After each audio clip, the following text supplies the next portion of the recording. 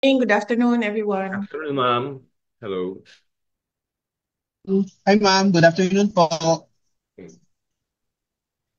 OVP Media, ready na kayo? All Are you ready right. na? Anytime po. Okay. Yes. JC, Yes. are you Yes, able to ma'am. control Yes, ma'am. Yes, ma'am. ano, Yes, ma'am. the microphones? Yes, ma'am. Yes, ma'am. Okay. Oh, thank you. Ma'am, should we begin na po?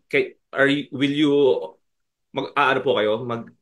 May openings, do you have any opening statement, ma'am, before the question and answer po? I have that statement from yung Senate hearing. Gusto mo ba ulitin ko dito yon o hindi na? I guess meron na po tayo nun, ma'am. Okay. Can you give us an update na lang po muna on the situation there at The Hague? Especially kay PRRD po and former ES Okay. Ministerial. Apo. Oo. Um, so, ang update is, nasa loob, sa detention, si former President Duterte. Meron siyang access ngayon sa kanya lawyer na confirm na ng ICC na ang lawyer niya ay si Nicholas Kaufman. At araw-araw sila nag-uusap ngayon. Araw-araw sila nag-uusap ng kung anong gagawin sa kaso. At almost every day, meron din akong oras sa pagbisita sa kanya. Ang pinag-uusapan naman namin ay unang-una yung bayan, pangalawa yung pamilya, and pangatlo yung mga mensahe niya para sa ating mga kababayan. Ang susunod naman ay ang estado ni Attorney Bingbong Medialdea. Hindi ko lang kasi alam kung hanggang saan ang gusto niya sabihin sa publiko sa kanyang health concerns ngayon. Pero siya ay nasa hospital hanggang ngayon. Nakita naman natin yung kanyang pag-collapse doon sa ICC detention kahapon. So hanggang ngayon ay nasa hospital siya. At meron atang mga procedure na gagawin sa kanya. Hindi ko lang masabi kung ano yung mga procedure na yon. Siguro bagay na tanungin natin ang kanyang next of kin o ang kanyang asawa sa kung ano yung mga health concerns ngayon ni Attorney Medialdea. Pagdating naman kay Attorney Harry Roque, wala siya ngayon dito sa The Hague. Nandito siya sa Netherlands. Pero nandoon siya sa isang lugar sa labas ng dahig para mag-file ng kanyang asylum documents. So wala akong update kung ano yung mga pangyayari doon sa kanyang pag-file ng asylum documents. Bagay siguro na mag-request tayo ng interview with Secretary Attorney Harry Roque kung anong estado ng kanyang pag-file ng asylum dito sa the Netherlands. So, first question po from Marisol Abdurrahman, GMA News. Sola? Marisol? Wala. Jace, can you hear me? Yeah, yeah. Jace? Loud and Ayan. clear. Okay, ma'am. Ma'am BP, good afternoon po. Gandang hapon. Apo. Ma'am, while you are there po, we'd like to ask lang, kumusta po ang OVP without you now, ma'am? How is it functioning po? Or kahit nandyan kayo, are you still working? Yes, ma'am. Opo. Okay lang po ang estado ng Office of the Vice President. Patuloy po kung ano man yung naiwan na mga projects sa maliit namin na budget. Ngayong taon na ito ay tumutuloy po siya. Daily po ang communication namin ng aming USEC at ASEC ng Office of the Vice President. And ito po ngayon, ginagamit ko na laptop, kakakuha ko lang para makapagtrabaho ako sa mga office work na kailangan namin at gawin yung mga meetings na kailangan ko gawin sa trabaho ko dyan sa Office of the Vice President. Alright. Ma'am, pasensya na ha.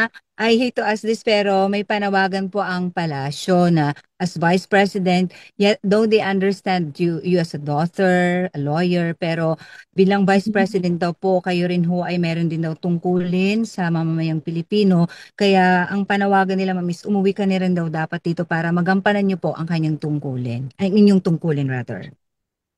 Right, opo. I perfectly understand that. In fact, hindi ko naman din gusto talaga na magstay dito, no? Dahil ang mga anak ko, ang pamilya ko ay nandyan sa Pilipinas at ang trabaho ko ay nandyan sa Pilipinas. Pero as Vice President, may duty din ako sa isang kababayan natin, isang Filipino citizen who is held against his will dito sa ICC Detention Center. So, wag na nating isipin na tatay ko siya.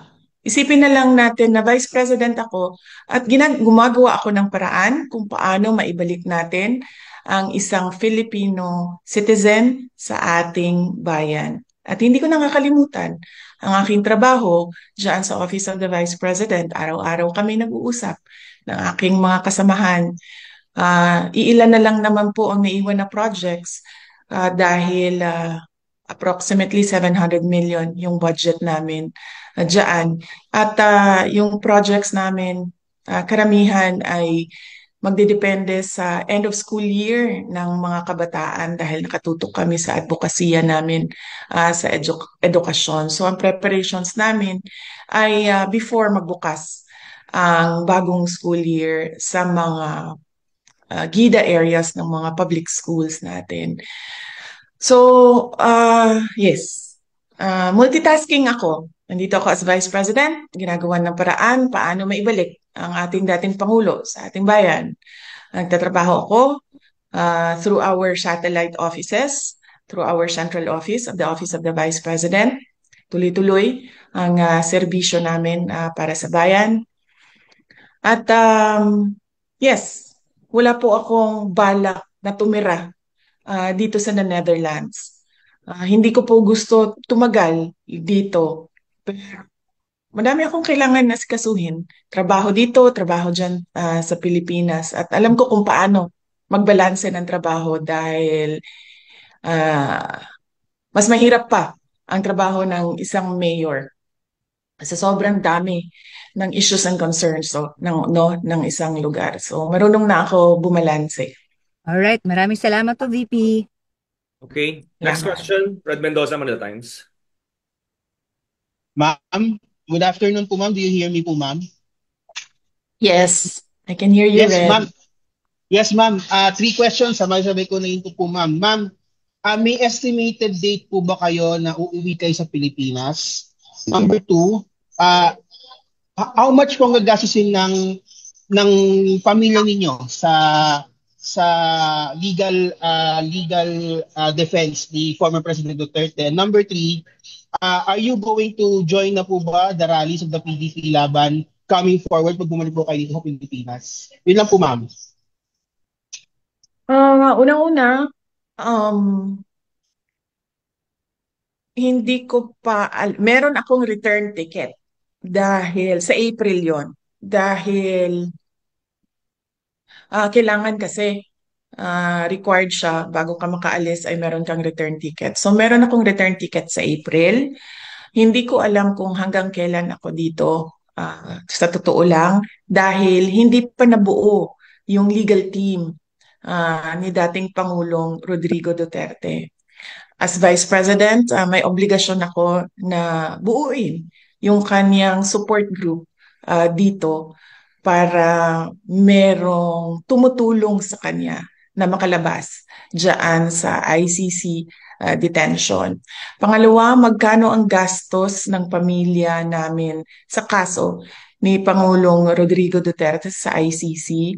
Sa ngayon ay wala kaming pinag-uusapan ng abogado, pero nagpahiwatig na ako sa kanya na kung pwedeng mag-apply ng legal aid dyan sa loob ng ICC. At patuloy naming pinag-uusapan ito Kahapon may meeting kami, hindi namin na take up ang topic ng budget. Pero alam niya dahil noong isang araw ay sinabihan ko na siya na malaki ang posibilidad na mag-apply kami ng legal aid at hindi ito privately funded case. Ang pangatlo is kung sasali ba ako sa kampanya ng PDP, senator candidates at sa mga guest candidates nila. Palagay ko naman hindi na kailangan ako sumama sa kampanya nila dahil alam na ng taong bayan at alam na ng buong bansa na kailangan nila baguhin ang muka ng ating gobyerno at alam nila na kailangan nilang iboto 10 doon sa mga kandidato na yon. Unang-una, yung mga kandidato ng PDP, Senator Bongo, Senator Bato de la Rosa, Attorney Hinlo, Attorney Bondok, Philip Salvador, and Vic meron pang Rodriguez, ma'am. isa. Vic Rodriguez, ma'am.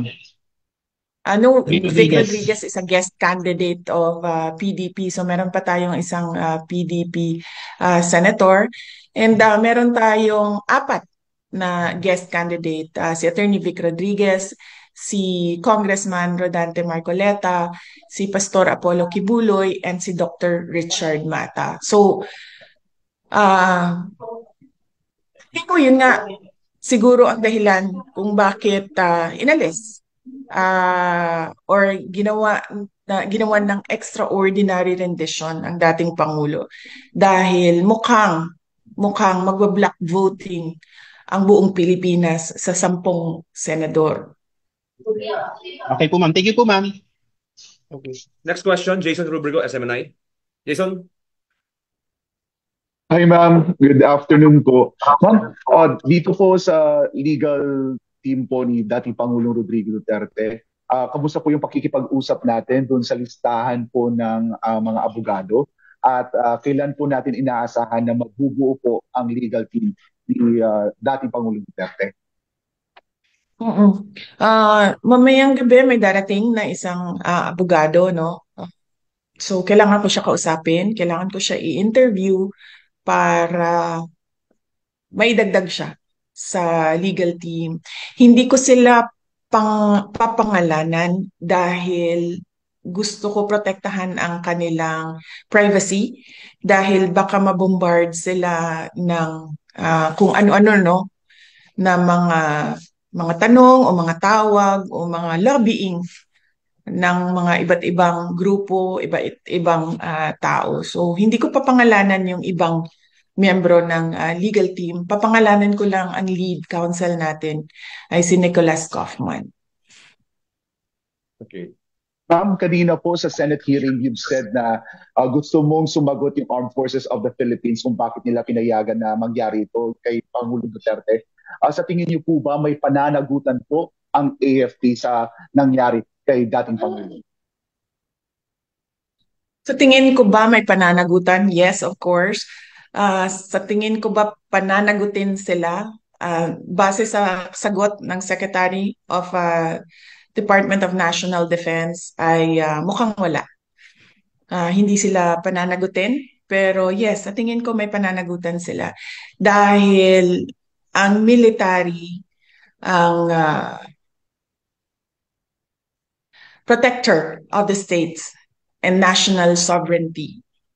At dagdag pa doon, merong isang unit dyan sa loob ng Armed Forces of the Philippines, itong Presidential Security Command, o dating tawag natin ay Presidential Security Group, masikat sila sa pangalang PSG. Ang trabaho nila ay magprotekta ng mga dating Pangulo. Kung makikita nyo, ang mga security detail ng ating former President Estrada, former President Arroyo, ay mga miyembro at ni former President Duterte ay mga miyembro ng PSG dahil mandato nila na protektahan ang former heads of state because these are kumbaga icons ng ating bansa, and they're very important individuals para sa isang bansa. Thank you, ma'am. Next, next question is Joanna Gilagon, Asahi Shimbun. Good afternoon, ma'am. Thank you for taking the time to speak with us. Picking up from the previous question, in your statement at the Senate hearing, you called out the military for allowing a former president to be turned over to a foreign organization while inside a military base. And then you pose a question that what can be done to bring FPRRD home without, what can the military do to right that wrong? So what do you think can the Philippine government do at this time to, to bring him home from The Hague? And what can I'm going back to that, what can the military do to correct the oversight maybe that when it allowed the turnover of a Filipino citizen to a foreign organization? I think it is best if you ask them. I do not want to suggest to them kung ano yung dapat gawin. Dapat siguro i-demand natin sa kanila na mag-isip sila. But clearly from the answers of Secretary of the Department of Justice kanina, I don't think they will make moves in taking back or bringing the former president home. So, hanapan na lang namin ng ibang paraan kung paano maiuwi ang ating dating Pangulo. And he expressed that already as well. Kasi sinabi niya na magme-mayor pa siya, magiging mayor pa siya. And he needs to go back home because he needs to serve the people of Davao City. Ma'am, right now, ano po yung iba pang paraan na nakikita ninyo without having to wait for the entire ICC process to finish, to conclude? Madami namang well, hindi madami. Very limited ang options right now. Pero there are options. Just cannot discuss them. Kasi, the Philippine government is working with the ICC in making sure that the president stays in detention. So, wag na lang natin pag-usapan kung ano yung mga pwedeng gawin. Pero, merong very limited ang options, pero meron. Ma'am, pwedeng isa pa, birthday lang po ni FPRRD later this month. Ano po ang plano natin para din sa kanyang birthday? Nag-aantay ako kung sino sa mga relatives namin ang darating. So hindi ko alam kung makakarating yung aking mga kapatid. Ang plano ko ay i-apply sila lahat ng permission to visit. Kung hindi man kami payagan na sabay-sabay kami, ibigay ko na sa kanilang tatlo yung oras nung araw na yon para makasama nila ang aming papa sa kanyang birthday. And ang pagkakaalam ko, merong mga grupo ng ating mga overseas Filipino workers at mga Filipinos living abroad na mag-celebrate ng birthday ni Pangulong Duterte. Hindi ko lang alam paano, saan at yung mga detalye, pero narinig ko na meron silang pinag-uusapan na ganun. Ang sigurado lamang ay yung peace rally support to former President Rodrigo Duterte to bring him home to the Philippines ay merong rally or merong gathering ngayong March 23. Ito ay Sunday dito sa The Hague, pero wala pa tayong specific na lugar dito sa The Hague dahil pinag-uusapan pa ng ating mga kababayan. Salamat po. Okay, Thank you. Next question. A. Balagtasi, The New York Times. A. Hi, ma'am. Good afternoon. Ma'am, I just want to get your 2 cents, your reaction regarding the recent the Senate hearing. How do you find it? Because I think Senator Bongo earlier said it was too late, the hero. Well, actually, oo. Tayo, yung buong bansa natin, we already lost a former president. So, late na tayo. Kaya nga, sinabi ko kanina, kung hindi ko lang maalala kung nasabi ko ba, pero ways forward na lang tayo. Unang-una, sino ang mananagot? But we don't expect na merong papanagutin.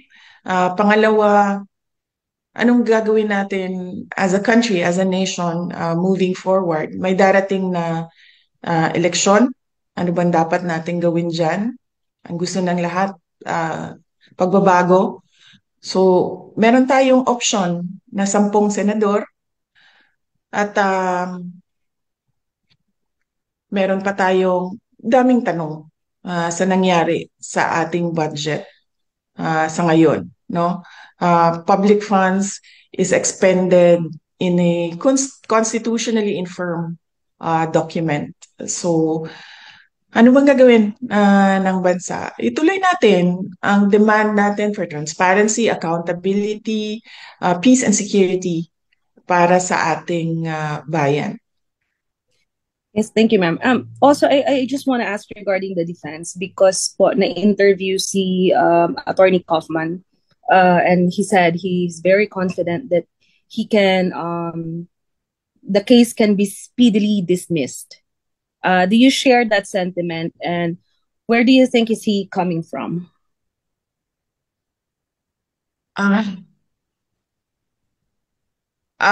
It is best if you ask him to elaborate on his answers. Pero alam niyo naman, as a relative, no, as a Filipino citizen, matagal na ang isang araw. Matagal na sa atin ang 2 araw. Pero for lawyers, alam mo, meron yan silang sarili nilang mga timelines, no? Kung paano yung proseso sa loob ng korte. But as a relative, as a daughter, I just feel na, and as a citizen, as a Filipino citizen, masyado nang matagal ang isang araw. I know this is a difficult time for your family, but I just wonder, of course, things were sudden, and I wonder what made you choose Attorney Kaufman as your lead counsel. Parang, ano po ang meron siya, bakit siya? And when did you choose him? Was he chosen for you by the court? Hindi. Ako ang pumili sa kanya. In-endorse ko siya kay President Duterte. Noong nasa ere, si President Duterte, noong kasi sinusundan ko yung airplane niya, nung naintindihan ko na kung ano yung gagawin ng pamahalaan sa kanya, gumawa na ako ng paraan na merong sasalo sa kanya na abogado dito sa The Hague. So, madaming mga pangalan ang pinadala sa akin ng iba't ibang grupo, iba't ibang tao. Meron ding mga lawyers na nag-apply mismo at ginawaan ko siya ng shortlist. May inutusan ako na abogado dyan sa Pilipinas na mag-interview ng mga lawyers ng mabilisan lang. Tapos, si Nick Kaufman ang nasa top 3 ng listahan na yon. And base sa briefer na binigay sa akin ng abogado, base sa interview na ginawa niya sa mga abogado at sa kanyang, ano bang tawag niyan? Vetting, no? Pinili ko si Nicholas Kaufman. And habang nasa ere, si President Duterte, sinabihan siya at sinabihan ko lahat ng may contact sa kanya. Even ako, kasi nakausap ko siya sa telepono, sabihin niya, pagdating niya dito, na si Nicholas Kaufman, yung kanyang abogado. Pagdating niya dito, nakasulat sa papel din ang pangalan ni Attorney Salvador Mediadleya at siya yung unang nirecognize ng ICC na abogado, kaya siya yung nandoon sa initial appearance. Pero nakikita ko, no, na medyo hirap si Attorney Medialdea dito kaparte ng kanyang kalusugan. Ilang beses ko siya sinabihan dahil nagmi-meeting kami dito. Ilang beses ko siya sinabihan na pumunta kami sa hospital dahil pangalawang nakikita ko yung hirap siya sa paghinga, hirap siya sa mukha siyang stressed na masyado na dahil sa edad niya siguro. Sinabihan ko siya magpa-hospital kami pero umaayaw siya dahil nga tumutulong siya kay dating Pangulong Duterte. At yun na nga, inabutan na siya ng pangalawang collapse niya doon sa detention center at ngayon ay hindi na siya pinapalabas ng doktor sa hospital. Kaya malamang ang magiging desisyon din niya ay mag-withdraw dahil kailangan niya tutukan ang kanyang kalusugan. So, yes, ako ang pumili, ako ang nagsabi kay President Duterte, kay Nicolas Kaufman. Kung palpak man si Nicolas Kaufman, ako po ang mananagot sa taong bayan. Yes, ma'am. Thank you for that po.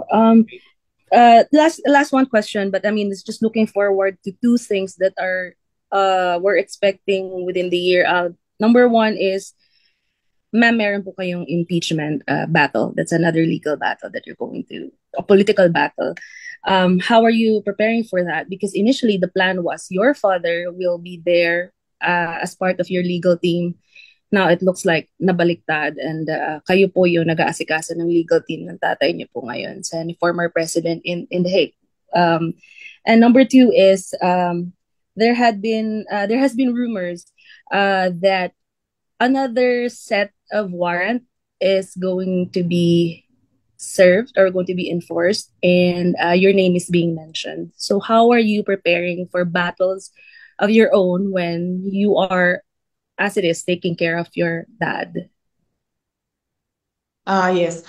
So, with regard to my impeachment, we already set up the legal team for that as early as 2023 when, as I said, Representative Castro announced that there are impeachment talks inside the House of Representatives. So, fortunately, that team is not involved in the ICC case of support the group of lawyers for the ICC case of President Duterte so that they can focus on my impeachment case. As we speak, they are preparing witnesses and they are preparing answers to the articles of impeachment, and they will work on that and they will deal with that impeachment case for me.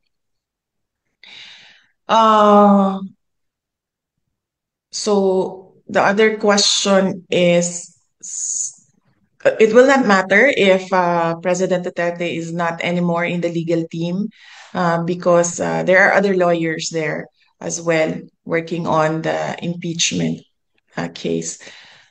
The other question, sorry, I forgot. I missed. Yeah, meron po kasing rumors, ma'am, na may another set of arrest warrant na i-enforce po sa Philippines, and napapangalanan po kayo doon. So how are you taking that po? Okay. Well, depende. Kung lumabas yung warrant na nandito ako sa The Hague, I will surely talk to another lawyer na para sa akin naman what are my options legally. Kung ang warrant naman ay dumating na nandyan ako sa Pilipinas, tingnan natin kung anong gagawin ng gobyerno sa akin. Ma'am, one last question. I don't want to sound cheesy, but it has been a heavy week. And I think my last question would be, how are you? I'm okay. Surprisingly, I'm okay. Wala naman akong nararamdaman na wala akong nararamdaman. So on that point, I don't think I'm okay. Wala akong nakakatulog naman ako maayos. Siguro dahil sa pagod nung isang buong araw ng meetings dito. At So, meron akong saktong tulog, meron akong saktong kain. Ang worry ko lang is yung mga anak ko dahil hindi talaga yan sila sanay na wala ako. Nasanay kasi sila, lumaki kasi sila na katabi ko yan sila sa tulog. At ngayon, yung youngest, no, na anak ko, yan yung katabi ko sa tulog. So, yan yung worry ko, yung aking mga anak. Dahil nawalan sila ng nanay, yan yung hindi ko kasi magawa remotely, yung pagiging nanay. Pero yung trabaho dito at trabaho dyan sa Pilipinas, kung saan man ako, ay magawa ko siya remotely. So as long as merong mga teams, designated teams na in charge doon. Like say for example, sa OVP, may team doon. Sa impeachment case ko, may team doon.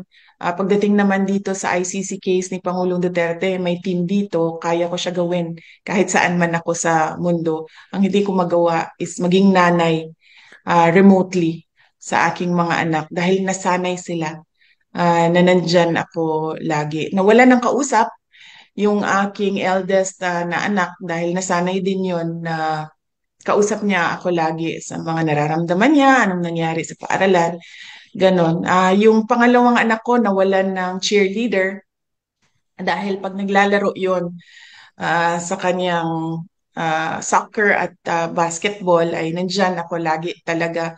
Dala-dala ko yung mga paraphernalia ko, pom-poms, drums, yung mga trotot ko para i-cheer siya. And of course, yung youngest, as I said, nawala ng katabi sa tulog. So yun yung concern ko. Thank you po. Okay, next question, Ms. Celerina Monte, Japan Broadcasting Corporation, NHK. Hello. Good afternoon, Vice President. Sorry if I have to ask you. During our interview with the families of the alleged victims of the war on drugs, they're saying or Ma'am Cel, nawala. Nawala siya, Jay. Ma'am Cel, nawala ka. Ma'am Cel, kindly fix your line. Balikan ka namin. Ano muna? Miss Camille sa Monte, TV5. You're recognized. Hi VP, good afternoon po. Camille po from TV5. I just want to ask, will you be formally endorsing Senator election? Nawala siya, Jay. Nawawala rin kayo din. Camille? Wala. Ma'am Cel, andyan na kayo? Me? Hello? Camille? Yes po, can you hear me po? Yeah. Go on. Go ahead. actually yung possible Ayan po. Ma'am, yes, Camille po from TV5. I just want to ask, ma'am, will you be formally endorsing Senator Amy Marcos in the elections? Wala kaming napag-usapan, ma'am, about endorsement ni Senator Amy Marcos. Basta, let me just express my gratitude to Senator Amy Marcos for opening the Senate investigation, no? Para siguro hindi na maulit at para napapag-usapan siya sa loob ng ating pamahalaan at para mailagay officially, no, yung mga posisyon ng iba't ibang tao, iba't ibang sektor. Kasama din yung posisyon ko as Vice President at yung document na galing sa Office of the President na pirmado ng ating Pangulo. Ma'am, yung inyong impeachment trial, syempre, you mentioned na you have a separate lawyers already preparing for that. How difficult is this for you? Because you're also taking care of the defense team of your father, former President Duterte, and yung kanyang susunod na hearing will be on September. And there were talks in the Senate na probably baka by September or October magsimula naman yung impeachment trial sa inyo. How will you balance case na Yes, oo. Well, both cases will continue, no? ICC will continue. The ICC case here will obviously continue. Hindi naman ito sila magsasabi na parang hindi na tayo tutuloy at ibabalik natin yung detainee sa Pilipinas. Hindi malabong mangyari yan, no?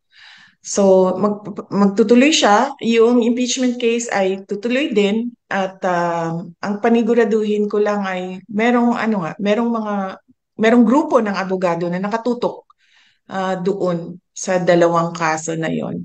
Ang sa akin na lang naman ay consultation at decision making, no?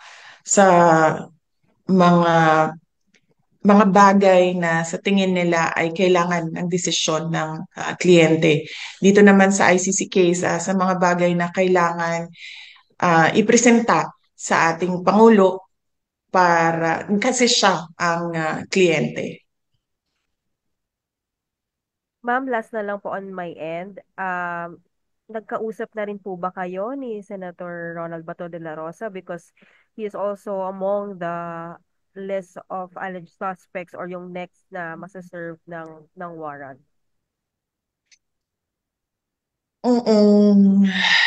Hindi pa kami nagkausap ni Senator Bato de la Rosa. Mag-ingat siya at lahat ng mga nandoon na, na mga complaints ng mga former uh, police, PNP personnel, officers, mag-ingat sila dahil kung meron mang sinasabi na merong warrant, ay malamang merong warrant yan dahil nakita natin na meron ngang warrant of arrest dito kay Pangulong Duterte. Ang sa akin lang din, no, na observation ba, noong nakaupo ako doon sa gallery ng ICC at nakikinig sa initial appearance ni Pangulong Duterte, a total of 43 cases.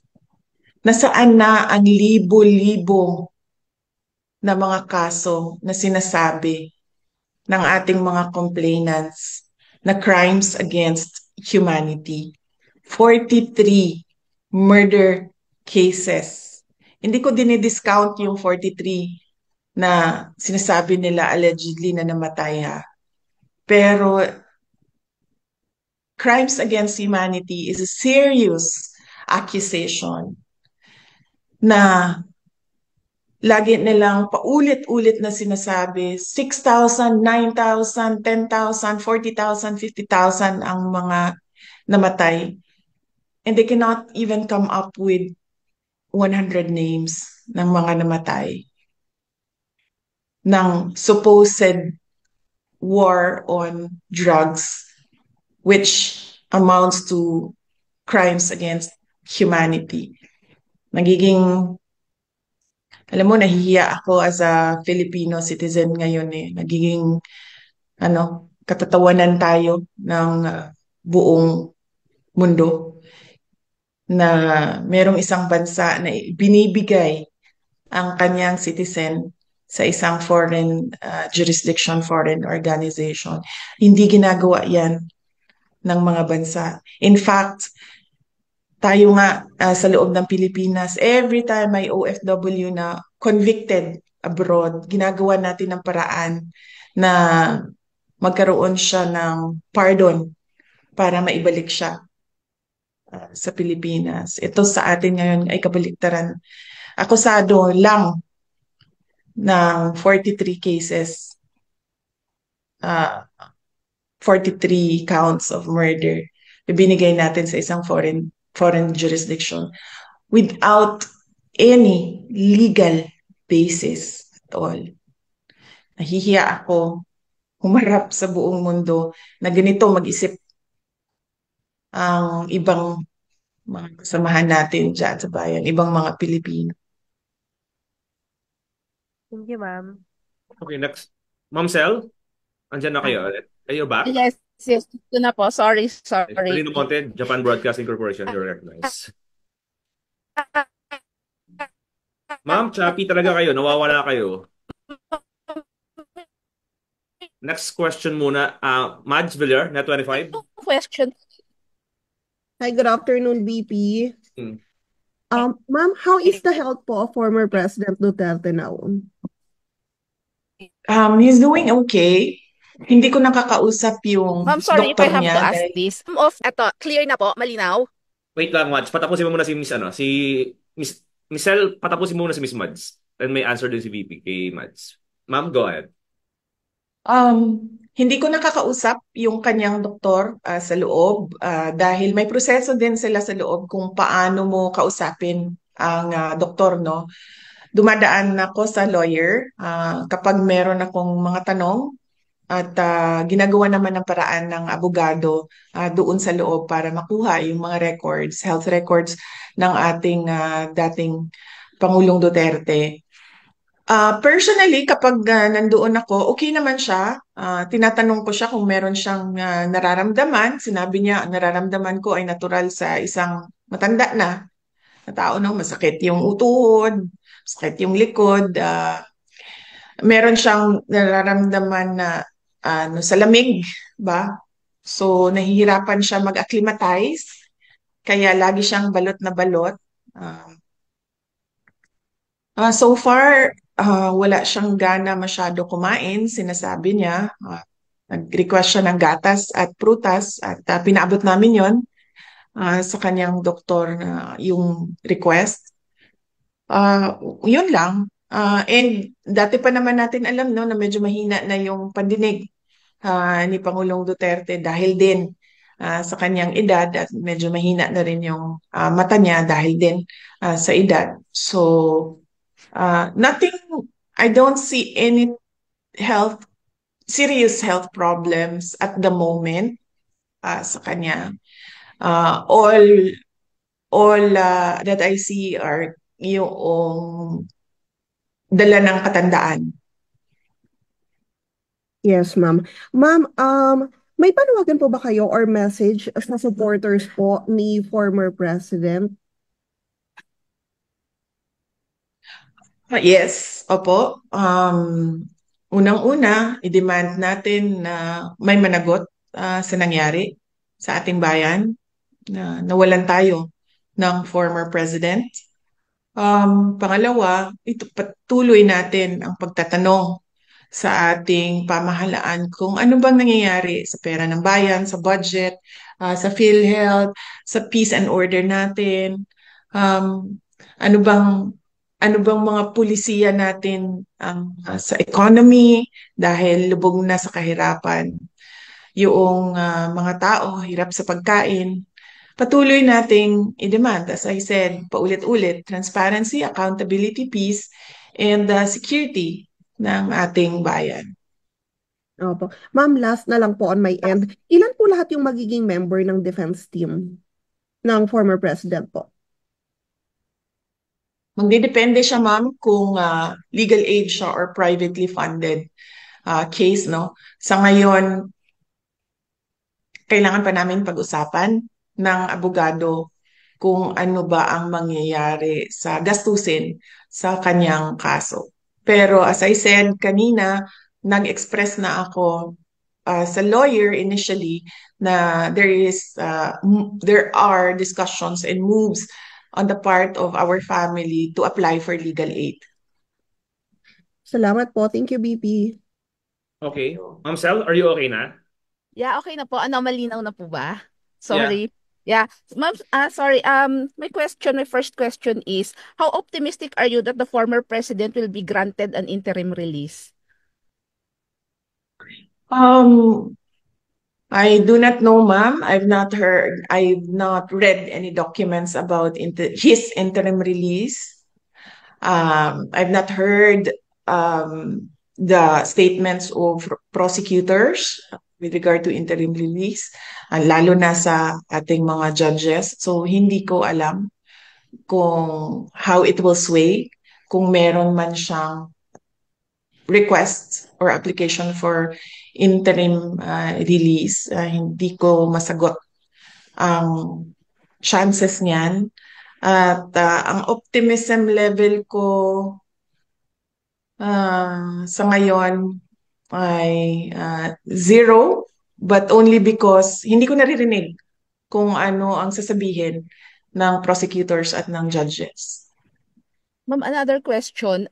Sorry if I have to ask this because some of the families, relatives of those alleged victims of the war on drugs claim that their lives would be threatened or at risk if the former president will be allowed to return to the Philippines because they're afraid that the former president or may do something bad against them. So is there any basis for their fear? None at all, ma'am. Matagal naman namin alam na merong investigation na ginagawa sa loob ng Pilipinas dahil nakukuha namin yung information sa mga abogado mismo na gumagawa nun at sa ibang mga government personnel. No? Hindi ko na lang sasabihin kung ano yung mga opisina na yon. Kaya nga nagkaroon ako uh, ng meeting, Zoom meeting with the Secretary of Justice noong 2023. Kasi sinasabi ko sa kanya na naiintindihan ko na merong investigation na nangyayari. Pero wala kasi talaga silang jurisdiction. So, I was picking his brain on what his thoughts were about this. But I did not tell him that I knew that there were investigations and interview of witnesses. I asked him what is his position. And then he gave differing answers ba. So I went up directly to the office of the president. That is why I wrote the letter about the ICC. And that is why we have a letter, a response from the office of the president na sinasabi niya na he will protect national sovereignty and then he doesn't recognize the ICC jurisdiction dyan sa ating bayan. So, yun, ma'am. So do you believe on the reasoning of the president that he's just honoring the agreement with the Interpol, or it's just like a lame excuse to surrender the former president to the ICC?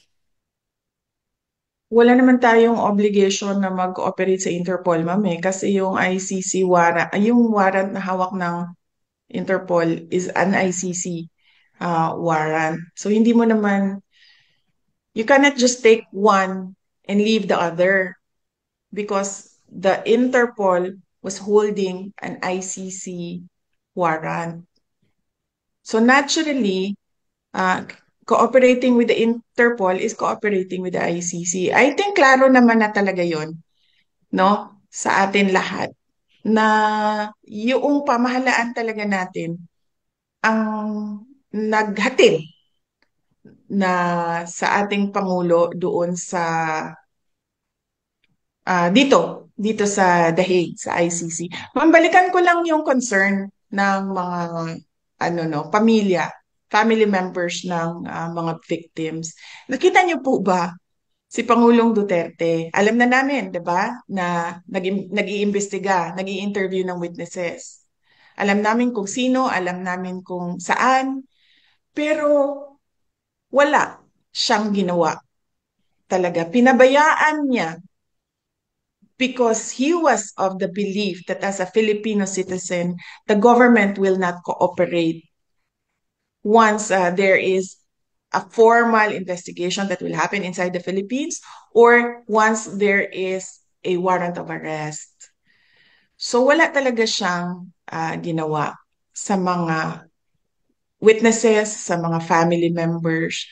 Pangalawa, nakita nyo, kailangan siya itulak ng mga pulis para gumalaw. At kailangan siya itulak akyat ng eroplano. So, wala na siya physically magagawa sa mga family members at sa mga witnesses. pwede ba siya mag-utos ng mga tao na, oh, on my behalf, gawin ito, gawin niyo yan? Pwede siguro, pero hindi niya ginawa noon. Ngayon pa ba niya gagawin? 'Di ba? Na nandyan na siya. And meron ng protection yung mga family members. Meron na silang protection ng ICC at meron silang protection ng Philippine government. Their fears are unfounded and hindi ganyan ang tatay ko. Kung ano man yung kailangan niya sagutin, sasagutin niya yan. Pero Ma'am, hindi siya magtatamper ng evidence. Kasi unang-una, wala naman talagang ebidensya. Hindi ko alam paano umabot ito sa isang kaso. At hindi siya makikialam sa witnesses dahil isa siyang prosecutor noon. At ang alam niya kung ano ang violation niya as a lawyer kung nagtatamper ka ng evidence at nakikialam ka ng witnesses. So, unfounded yung fears, walang basihan. Sinasabi lang nila siguro yan para, I don't know, huwag pabalikin ang Pangulo sa ating bansa. Bakit ayaw nila pabalikin? Well, meron silang mga, they are in collusion with individuals, both in the government and outside of, from the private sector. They are in collusion with organizations who are against the former president because of his policies noong siya ay Pangulo. They are in collusion with people who want to stay in power, with people who want to totally erase political opposition, who want to question uh, the acts of government. So, sa tingin ko yan eh. okay, last question, ma'am. So as part of the defense of the former president, is there any plan to like bring into like The Hague some witnesses for the former president? I am not part of his legal team. Nandito lang ako kasi kailangan nila ng kausap sa labas. So kinakausap nila si Pangulong Duterte sa loob at kinakausap nila ako sa labas so that there is someone who will sign off on what was agreed upon with the client, no? So hindi ako part ng legal team. As I said, I am a Filipino citizen here helping the former president go back home. And I am here as a daughter as well. Moral support doon sa kanya. Thank you, ma'am. Okay, last 3 questions po tayo, ma'am. Next question, Miss Joyce Oo, Adra. kasi Jay, it's Yeah. 8:05. No, may 9 a.m. meeting Alright. ako. Sabi mo 1 oras lang ito. Miss Joyce Adra, RMN News, then followed by Glenn Wego, Super Radio. Good afternoon po, VP. Ma'am, ask ko lang po, meron kasi mga report na peke yung ibang EJK victims sa kapisanan ng mga broadcaster na Pilipinas sa forum po the other day. Hindi naman ito dininay ni Attorney Claire Castro at ang parang sinisipa niya yung isang media na nagtanong sa kanya na alam mo naman palang kapitbahay mo yung isa at hindi pala totoong EJK victim. Bakit hindi mo sinulat ng tama? Bakit hindi mo itinama yung isinulat mo? So kayo po, anong masasabi niyo po dito sa mga sinasabing peke nga EJK victims? Nasabi ko nga kanina, Opo, ma'am, thank you. Nasabi ko nga kanina, ma'am, no, hindi ko alam paano umabot ito sa isang kaso. Wala talaga silang ebidensya at all for murder or crimes against humanity. Hindi ko alam. It baffles me. Really, truly. How this has happened, no? So, kasali na din siguro dyan, ma'am, yung mga peking supposedly victims, no? Kasali na yan dyan.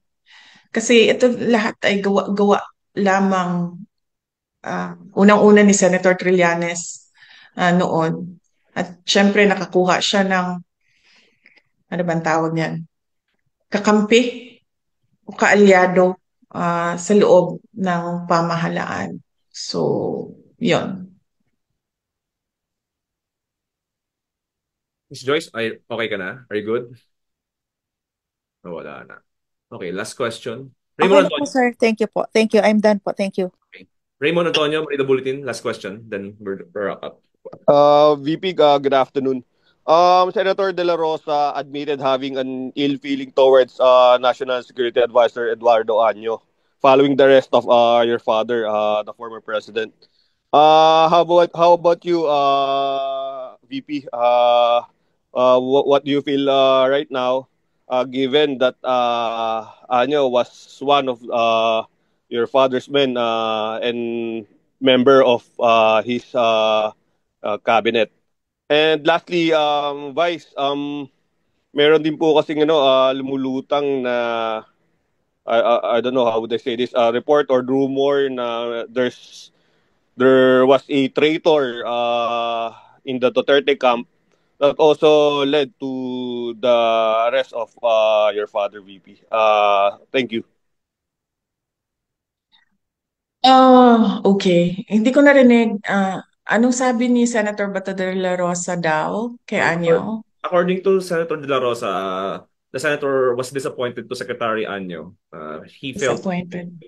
bit betrayed knowing na Secretary Anyo previously worked as PRRD's former AP Chief of Staff and DILG Secretary then. Kasama siya sa nagplan nung supposedly alleged kidnapping ni PRRD going to The Hague. May I add, VP, may report kasi kasama siya doon sa core group na nagplano doon sa arrest ni former president. And then, sabi po ni Senator Bato, out of courtesy daw po, sana nasabihan man lang kayo about the arrest. That's it, VP. Thank you. Okay. Alam mo, tinanong na rin ako kanina, di ba, how am I? Sabi ko, kanina wala akong nararamdaman. Sa totoo lang, wala talaga akong nararamdaman. Hindi ako galit, hindi ako disappointed. Nothing at all. Kasi pointless naman na mag-harbor ako ng feelings about what happened. Hindi na siya maibabalik. Hindi na mababalik si Pangulong Duterte sa Pilipinas. So what we should do as a country is move on from what happened. No? What will we do as our ways forward as a country and as a people from what happened? Magalit man tayo, walang papupuntahan yung galit natin. Dahil hindi naman yan sila papanagutin ng pamahalaan eh. Nakikita niyo yung mga sagot nila, wala na sa ayos, wala na sa rason, wala na sa common sense, wala na sa batas. Pero walang magagawa laban sa kanila. So we should move forward from what happened, and the country should decide, the people should decide saan ba tayo papunta base sa nangyari. Kung meron bang traitor doon sa loob ng grupo na nag-usap sa Hong Kong, nandun ako sa kwarto sa mga nag-meeting with former President Duterte. Hindi ko matawag siguro na traitor, pero sigurado ako sa dami ng tao doon sa loob ng kwarto na yon ay meron talagang nagsasabi kung ano ang pinag-uusapan doon sa loob. Kung kanino nila sinasabi, hindi ko alam. Pero kung sino ba ang nagsabi na may traitor? So malamang kung yung nagsabi na may traitor doon sa loob, malamang siya yung kausap noong tao na nandoon sa loob sa kwarto sa Hong Kong. Klaruhin ko lang na nag-divide ng trabaho doon sa loob ng meeting na yon. Ako ang nag-moderate sa meeting. Tinanong ko si President Duterte kung ano ang desisyon mo at ano ang gusto mong gawin. Ang sinabi niya, gusto ko umuwi sa Pilipinas. Hindi ako titira sa ibang bayan at hindi ako magtatago. Yun ang sagot niya. And Attorney Bingbong Medaldea was tasked to do the legal remedies pagdating sa loob ng Pilipinas. Ang desisyon na agahan yung flight, ang flight nila ay alas 4, ang desisyon na agahan yung flight ay galing kay Pangulong Duterte dahil ini-expect niya dadalhin siya sa korte. Kasi yun ang dapat na ginawa doon sa arrest warrant. Kung may traitor man, malamang dahil merong nagsabi merong traitor, traitor siya siguro sa information at binigay niya doon sa kabila. But I don't think meron siyang binigay na information na valuable din sa Philippine National Police dahil alam naman ng lahat at hindi tinago no na uuwi si Pangulong Duterte at kung anong oras siya uuwi sa Pilipinas. At ang desisyon na umuwi ay sa kanya. Sabi niya, hindi siya magtatago. Uuwi siya ng bayan niya. Oh, are we good then po? Ma'am, any parting ways? Any parting statement po, ma'am? Yes, opo. JC, nagpapasalamat ako sa iyo, sa Office of the Vice President dahil sa inyong pagtutok sa inyong mga sariling trabaho dyan. At nagpapasalamat ako sa ating OVP, Media Beat, sa pagkakataon na makapag-usap tayo ngayong hapon na ito. Pakiusap ko lang sana kung ano yung, ano yung sinabi ko ay yun ang maisulat at maisapubliko. Yun lamang ang pakiusap ko at wag i-interpret ang aking mga sinabi according to sa opinion ng mga tao, kundi isulat lang siya kung paano ko siya sinabi. Factual lang yung presentation ng news items. Yan yung pakiusap ko sa inyo. At nagpapasalamat ako sa ating mga kababayan sa pagpapakita ninyo ng suporta sa ating dating Pangulong Rodrigo Duterte. Gusto niyang malaman ninyong lahat na alam niya kung ano ang nangyayari sa ating bayan. At sinasabi niya lagi na kung ano yung dapat naipakita niya sa buong mundo, sa inyong mga Pilipino, kung ano yung governance, ano yung dapat na nakikita natin sa pamahalaan. At yun ang i-demand natin lagi sa ating mga opisyal ng gobyerno. Ulitin ko, aking pagpapasalamat sa inyong lahat. Magandang hapon po.